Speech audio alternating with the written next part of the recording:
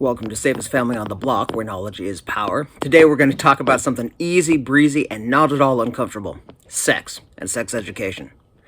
We'll talk about why sex education is important, why it's vital that we include schools as a partner in this, and why the reasons people give us that we shouldn't be involved in this should make you really suspicious. It's an important conversation, and I'm glad you're here to have it with us today on Safest Family on the Block. Here's a statistic that you're going to wish you didn't know. Take your average classroom of 20 elementary school students. Statistically, one of them will be abused sexually before they turn 18. That's not a story. It's not a scare tactic. It's just the math. And that's terrible. Now, what's worse is we could be doing much more to prevent it by applying a tool that we already know about, but not enough of us use. It's the best tool we have to protect our kids against sexual assault, sexual molestation, sexual violence, and domestic partner violence. And it's not some kind of lock. It's not some kind of karate move. It's not a GPS tracker. It's not cameras in the classroom. It's sex education. Age-appropriate, evidence-based, sex-positive sex education. And as we'll see later, no, teaching kids about sex does not make them more sexual, does not make them more sexualized, does not make them start earlier or take more risks. The science is very clear. It does exactly the opposite. It makes them safer. So today we're going to talk about that. We're going to talk about why it is. We're going to talk about how we can involve the schools. We can talk about how we should get involved. And we'll dispel a few of the myths that are being put forward by bad actors who are against this kind of protection for our kids. And it starts with just understanding that sex ed it's not just biology. It's armor. Kids who know the correct words for their body parts, who know the difference between what's private and what's public, who know what consent means, who know how to talk about this without getting hung up in emotions or some kind of artificial morality, they are a lot harder for predators to trick. They spot danger sooner. They know how to say, no, that's not okay. They know the words to bring to you or to a counselor if they feel they're being targeted or if something has already happened, God forbid. They understand consent. And consent is at the absolute heart of this. Even toddlers can learn that their body belongs to them and that no means no.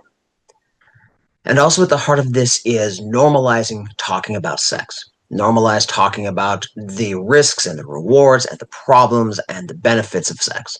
Because predators thrive on secrecy and shame and confusion.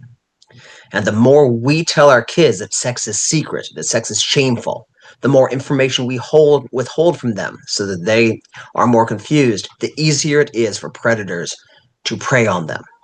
Education blows all of that away. And unfortunately, this has to be education at school because not every parent can or will cover these things at home. And that's why school programs matter. They're the safety net. Of course, you and I and people close to us, we're going to do the best we can at home. But not everybody will. And we need all kids protected from this kind of predation, which means we need all kids to have access to this kind of education.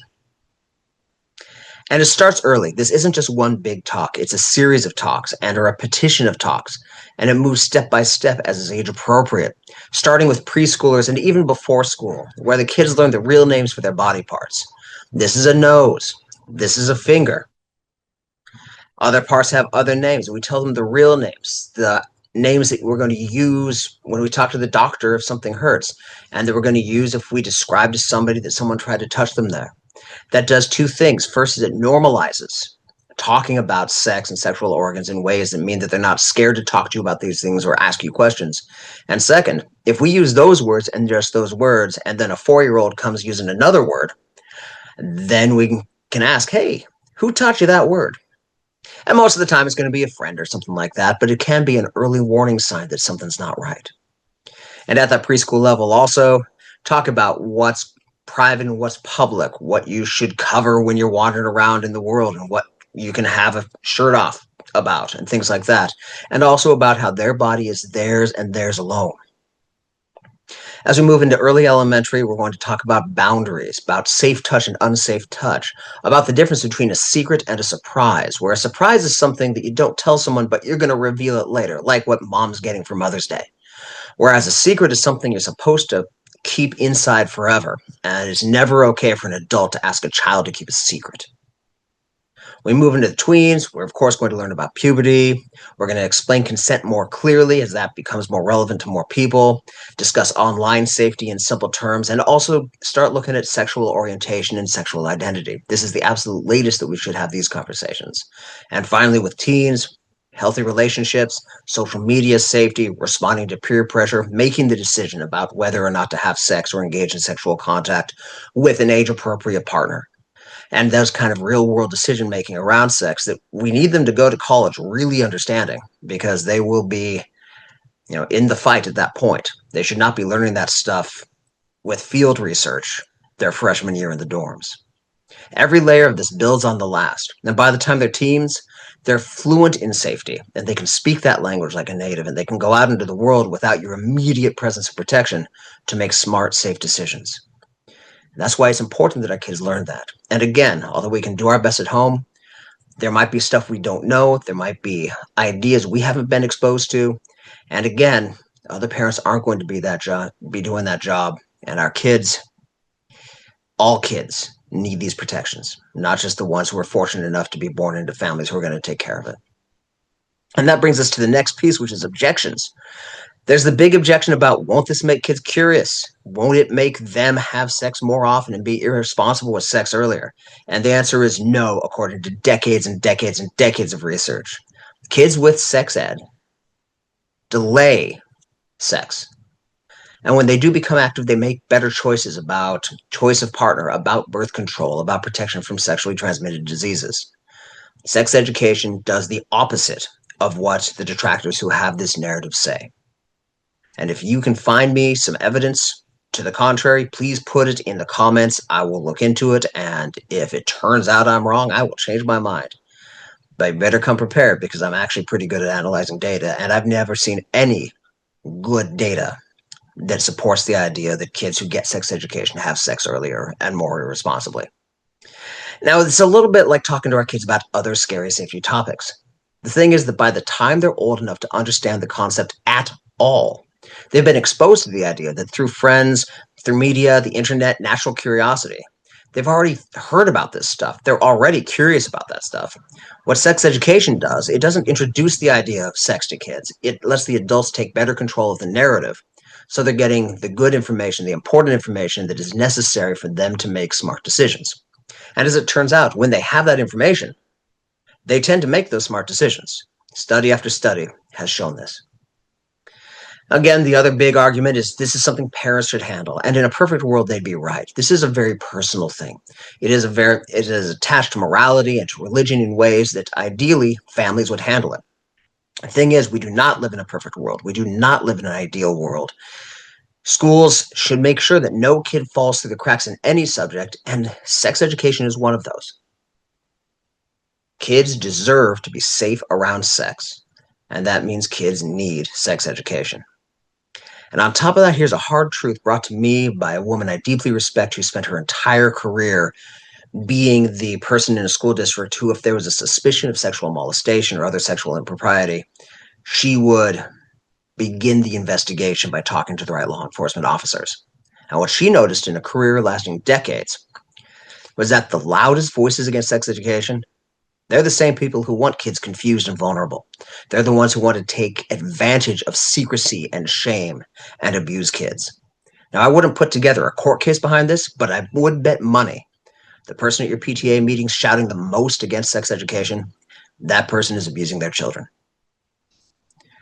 Now, I've been talking about schools, and I absolutely support sex education in schools, but also there's some things we can do at home as parents responsible for and interested in keeping our kids safe.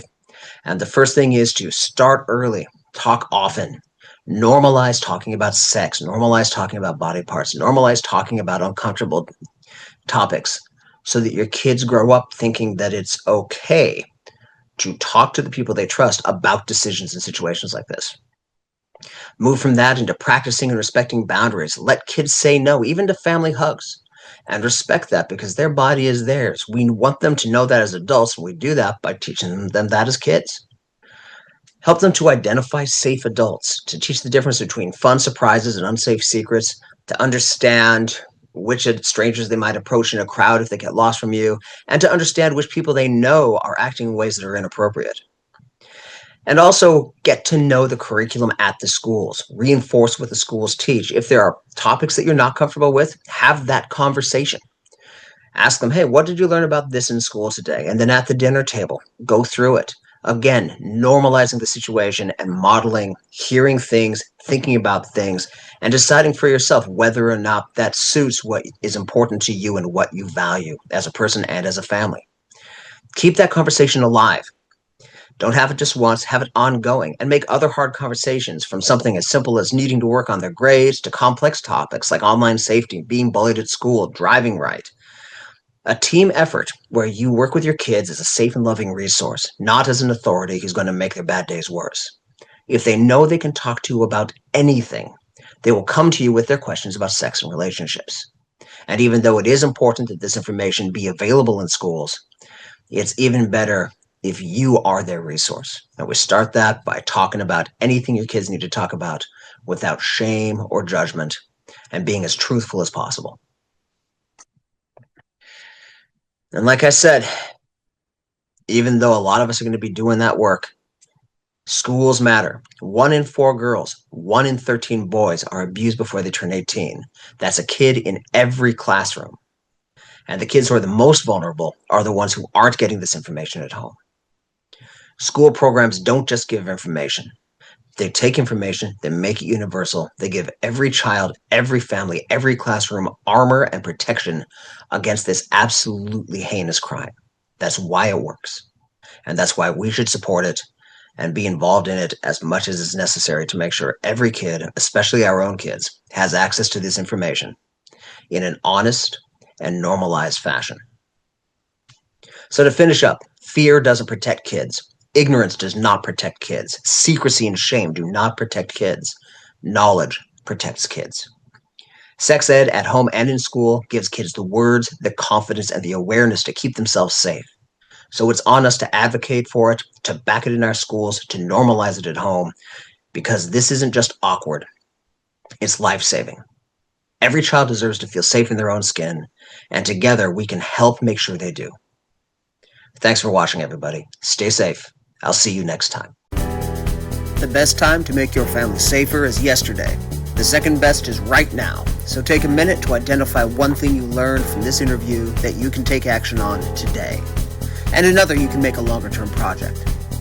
Speaking of action, if I earned it today, go ahead and hit those like and subscribe buttons. I'm not sure why it helps as much as it does, but it's absolutely essential for a growing channel like this one. If you'd like to support this mission even more deeply, you can sign up for a newsletter and bonus content free over at our Patreon. You'll find the link here. As always, thanks for listening. Stay safe. See you next time.